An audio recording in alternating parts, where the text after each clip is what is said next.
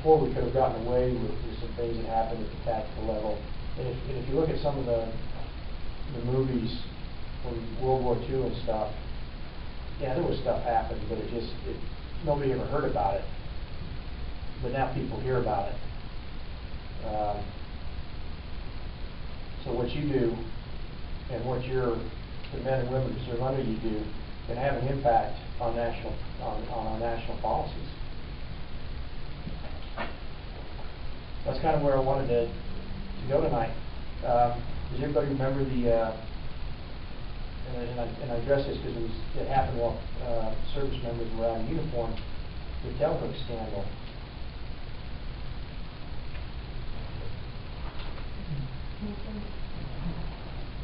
And it was named when a plane makes a carrier landing. They've got that little hook on the back of the plane. That's called the tail hook, and it catches the cable. Well, they had an organization, and they had a conference in Las Vegas, and to be nice about it, it degenerated after they were all back in the civilian clothes, and it degenerated into a fraternity party back up in their hotel rooms where they would harass female service members. Somewhere along the way they forgot that just because they take off the uniform doesn't mean that their obligation to the service ends. What happens if you get a sunburn in the Air Force? You just have to go to the property.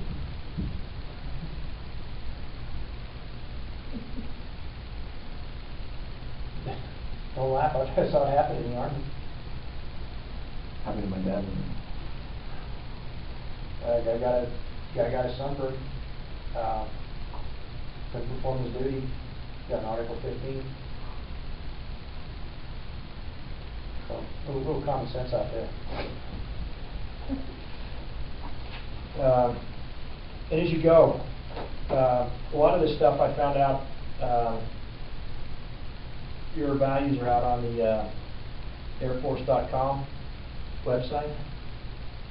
And you might drill down on each one of those core values and look what's underneath it. Like I said, the Air Force is a little more complicated. You all have missiles and jet aircraft. When the Army tend to keep it a little simple, and ground pounders.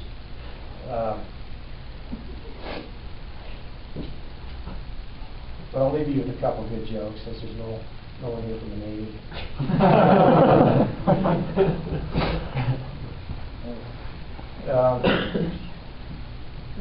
How do you get a Marine to run into a wall?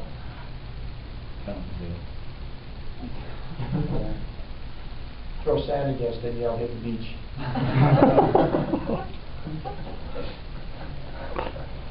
And if you're ever serving with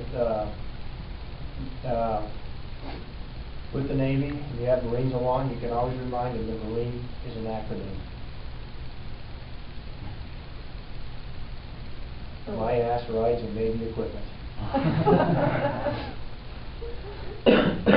I appreciate the time coming up here. A lot of this stuff I kind of borrowed from what I teach in ILE to Army majors because they've got a lot more experience when they reach here. But as I look back, it was also something that I didn't necessarily get a lot out of in my ROTC program. And not criticizing it, it's just something that really we didn't get educated on until we were captains or majors. But as you move out as second lieutenants and first lieutenants, this is stuff you've got to know. And when you pin on that butter bar, you become an officer in the United States military, and you set yourself to a higher standard. Whether you're in uniform, whether you're out of uniform, and those that serve under you will be looking up to you for leadership, and those that are appointed over you will be looking to you to lead those people in the same fashion. So, any questions?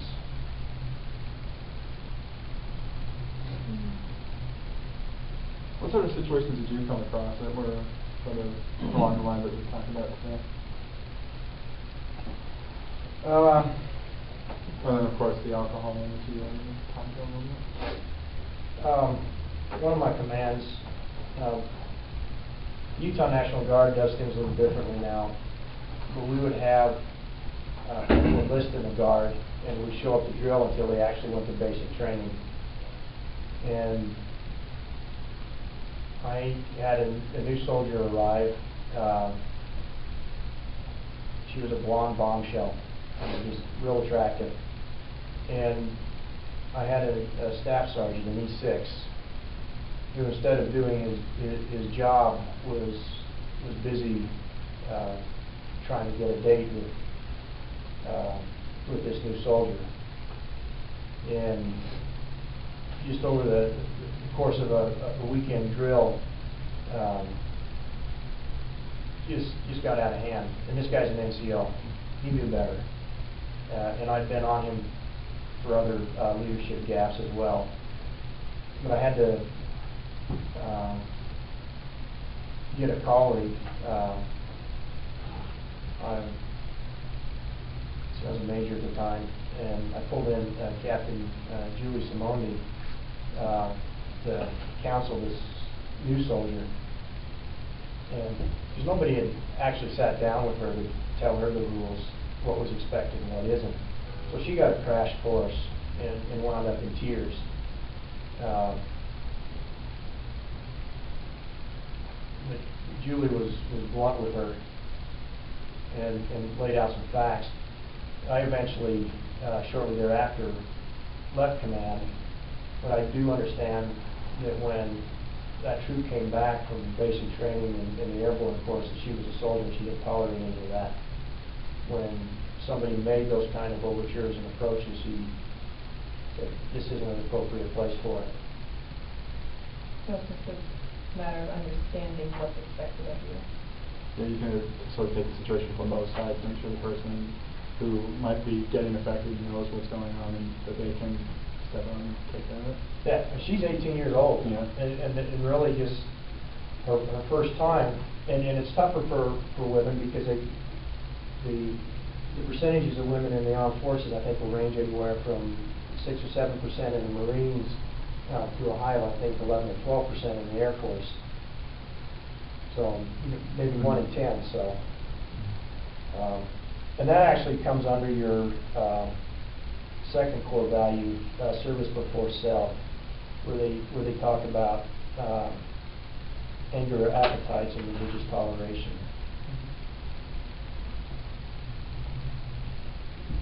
I have a question, sir. Yes. Is there any, I mean, we're in our website is a national organization, as you know, and we live in Logan, little teeny little hole. What advice, I guess, would you say, give to us, or the new incoming candidates as well, to stand out in a national organization? Like, what could you do to support the organization? So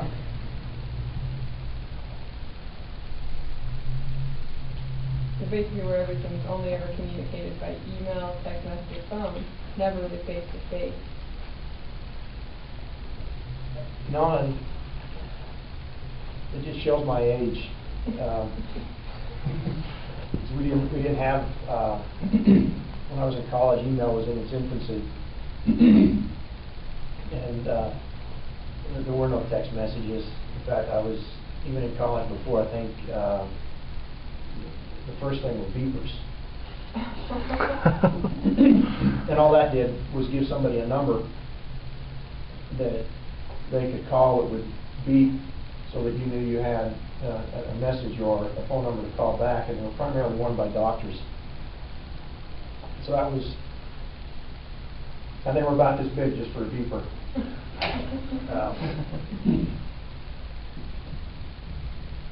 The Arnold Air Society gives you an opportunity as first, second, and third year cadets to get some leadership experience. We didn't have anything similar to it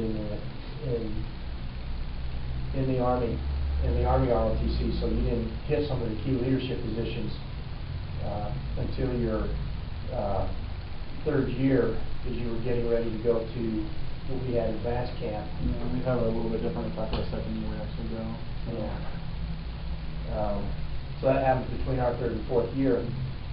So when you have an organization like the Arnold Air Society that sits within the larger Air Force ROTC community, you have an opportunity to take on some leadership positions that you probably won't normally get afforded until you become a third year or maybe even a fourth year cadet in the normal ROTC program. So it functions, I think it functions by elections. Okay. So you've got some opportunities to get some additional experience. And with an organization like Arnold Air Society, it's extracurricular beyond just the Air Force program. And if we wind up in a situation where we start drawing down forces and shrinking the size of the military, the number of active duty slots will decrease. So if that's ultimately your goal is to land an active duty slot, sometimes that extracurricular stuff and the leadership that you gain from there and your participation in it gives you a leg up when the packets go before the board for selection for active duty.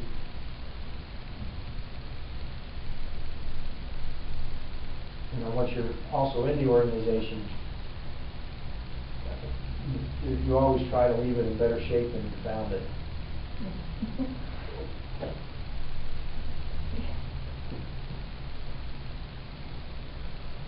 So there's some challenges out there.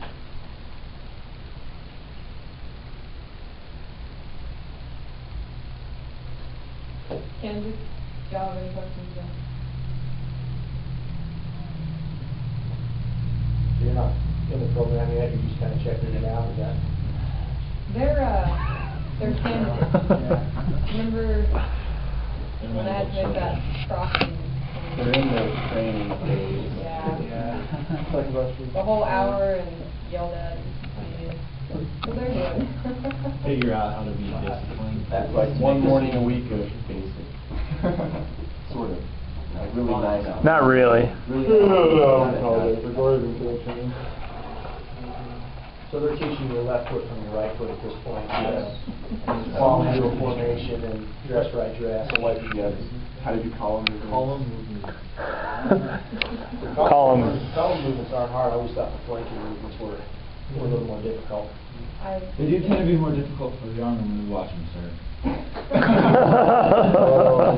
That's just rude. I'm going to be silent on that. That's just sort of attachment on this.